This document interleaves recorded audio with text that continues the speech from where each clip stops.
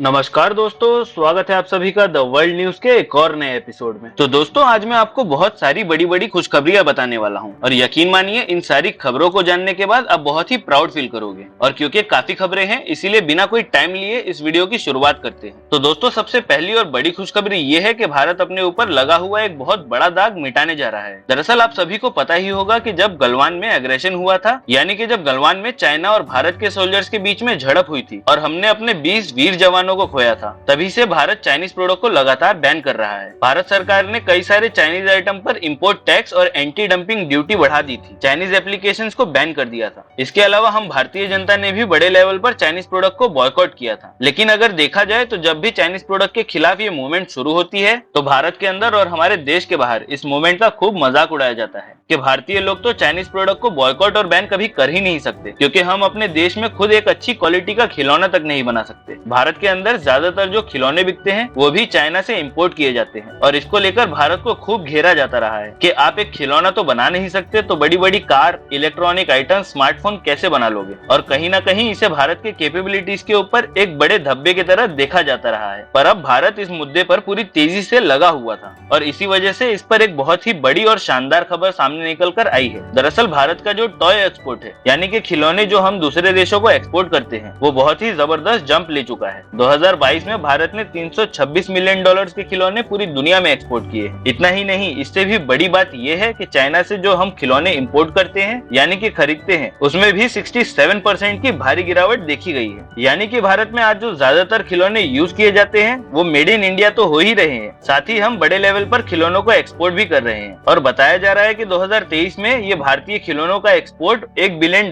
को पार कर सकता है और भारत में चाइनीज खिलौनों का इंपोर्ट बिल्कुल खत्म कर दिया जाएगा। लेकिन ये तो पहली खुशखबरी है, इससे भी बड़ी एक और खुशखबरी अब मैं आपको बताने जा रहा हूँ। दरअसल सबसे बड़ी खबर निकलकर सामने ये आई है कि भारत की जो कार मार्केट है उसने हिस्ट्री क्रिएट कर दिया है। जी हाँ, भारतीय कार मार्केट ने जर्मनी और जापान को पीछे छोड़ते हुए थर्ड पोजीशन पा लिया है। भारत की जो कार मार्केट है वो अब तीसरे नंबर पर आ चुकी है। पहले पर है चाइना, दूसरे पर अमेरिका और तीसरे पर हमारा प्यारा भारत। आप अपने स्क्रीन पर ये रिपोर्ट देखिए, जिसमें बताया गया है कि भारत ने पूरे 2022 में 4.25 मिलियन यानी कि लगभग 42,50,000 कार बेची है। और बताया जा रहा है कि 2023 में भारत इस रिकॉर्ड को बहुत इजीली ब्रेक कर देगा और 2023 में हम लगभग 5 मिलियन से ज्यादा यानी कि लगभग 50 लाख से ज्यादा कारें बेचने जा रहे हैं। और इसका रीजन ये है कि भारत का जो कार मार्केट है वो पूरे वर्ल्ड में सबसे ज्यादा तेजी से ग्रो करने वाला है, मतलब कि फास्टेस्ट ग्रोइंग कार मार्केट बन चुका है। और ये भारत के लिए एक बहुत ही बड़ी खुशखबरी है, क्योंकि इस खबर ने दुनिया में भारतीय मार्केट का खूब नाम किया है। और ये बात तो काफी लंबे समय से बताई जा रही थी कि भारतीय मार्केट फ्यूचर में बहुत ही बड़ी और ह्यूज होगी। लेकिन पिछले कुछ समय में ये भी सवाल पूछे जा रहे थे कि ये मार्केट बड़ी कब होगी या सिर्फ बातें ही होती रहेंगी। और यकीन मानिए, इस तरीके के नेगेटिव रूमर से भारत को नुकसान हो रहा था, क्योंकि जो बड़े बड़े इन्वेस्टर्स हैं वो थोड़ा हिचकिचा रहे थे भारत में पैसा लगाने से। वो सोच रहे थे कि क्या भारतीय कंपनियों में इन्वेस्ट करना चाहिए या फिर नहीं। यहाँ तक कि जो बड़ी बड़ी कंपनियां थी वो भी भारत में आने से डर रही थी। इसका सबसे बड़ा एग्जाम्पल है टेस्ला। ये दुनिया की सबसे बड़ी इलेक्ट्रिक व्हीकल बनाने वाली कंपनी है। ये भारत में आने से थोड़ा डर रहे थे, लेकिन अब जब ये देख रहे हैं कि भारत की कार मार्केट पूरी दुनिया में थर्ड पोजीशन में पहुंच चुकी है, तो कहीं ना कहीं ये पछता रहे हैं कि हमने भारत में अपने प्रोडक्शन प्लांट्स और फैक्ट्रीज एस्टेब्लिश क्यों नहीं किए। और अब हम दूसरी कंपनियों के मुकाबले बहुत पीछे छूट चुके हैं। और बताया जा रहा है कि टेस्ला जैसी दूसरी कंपनियां भी भारतीय कार मार्केट में एंट्री लेने का जो प्रोसेस है उसे और फास्ट करेंगी। यानी कि इस खबर ने भारत की जो इमेज है उसे भी चमका दिया है और दुनिया भर के इन्वेस्टर्स के मन में जो भारत को लेकर डाउट्स थे उसे भी खत्म कर दिया है। यानी कि ये खबर भारत के लिए हर तरीके से बहुत ही ज्यादा बड़ी और शानदार है। साथ ही आपको ये भी बता दूं कि आने वाले टाइम में भारतीय इकोनॉमी को लेकर इससे भी बड़ी न्यूज आने वाली है, इसलिए आप चैनल को सब्सक्राइब जरूर कर लीजिएगा। तो चलिए दोस्तों, आपको बताता हूँ कुछ इंटरेस्टिंग फैक्ट्स। तो दोस्तों, आपको मदर टेरेसा के बारे में तो पता ही होगा, लेकिन क्या आपको ये पता है कि वो अल्बेनियन नन थी जो रोमन कैथोलिक कम्युनिटी से बिलोंग करती थी। भारत में उन्होंने एक नॉन गवर्नमेंट ऑर्गेनाइजेशन स्टार्ट किया था जिसका नाम था मिशनरी ऑफ चैरिटी। और इस ऑर्गेनाइजेशन पर कई बार ये आरोप लगते थे कि ये सोशल सर्विस के नाम पर फोर्सफुल कन्वर्जन करते हैं। 2013 में यूनिवर्सिटी ऑफ ओटावा ने मदर टेरेसा पर एक स्टडी पब्लिश की थी और उस स्टडी से पता चला है कि मदर टेरेसा की उदारता यानी कि जेनरोसिटी के सभी दावे कैथोलिक चर्च ने एग्रेसिव मीडिया कैंपेन के जरिए पूरे भारत में फैलाए थे। द वॉशिंगटन पोस्ट ने ये रिपोर्ट किया था कि जो हॉस्पिटल मदर टेरेसा के मिशनरीज चला रहे थे उसमें मरते हुए पेशेंट्स को फोर्सफुली क्रिश्चियनिटी में कन्वर्ट किया जाता था। और अपने इन्हीं क्लेम्स को लेकर द वॉशिंगटन पोस्ट ने एक बुक जो कि the mother Teresa of Calcutta A personal portrait उसका रेफरेंस दिया था। यही नहीं, 2018 में मदर टेरेसा की मिशनरी ऑफ चैरिटी का भारत के लॉ एनफोर्समेंट एजेंसीज ने एक ह्यूमन ट्रैफिकिंग स्कैंडल भी एक्सपोज किया था, जिसमें झारखंड पुलिस और चाइल्ड वेलफेयर कमेटी ने मिशनरी ऑफ चैरिटी के 2 वुमेन एम्प्लॉयज को पकड़ा था, एक 14 साल के बच्चे को 1,40,000 में बेचते हुए। हालांकि इस वीडियो के बारे में आपकी राय हमें कमेंट सेक्शन में जरूर बताएं, और अगर आप चैनल पर नए हैं और आपको हमारी जानकारी पसंद आती है तो इस वीडियो को लाइक करें और चैनल को सब्सक्राइब करें।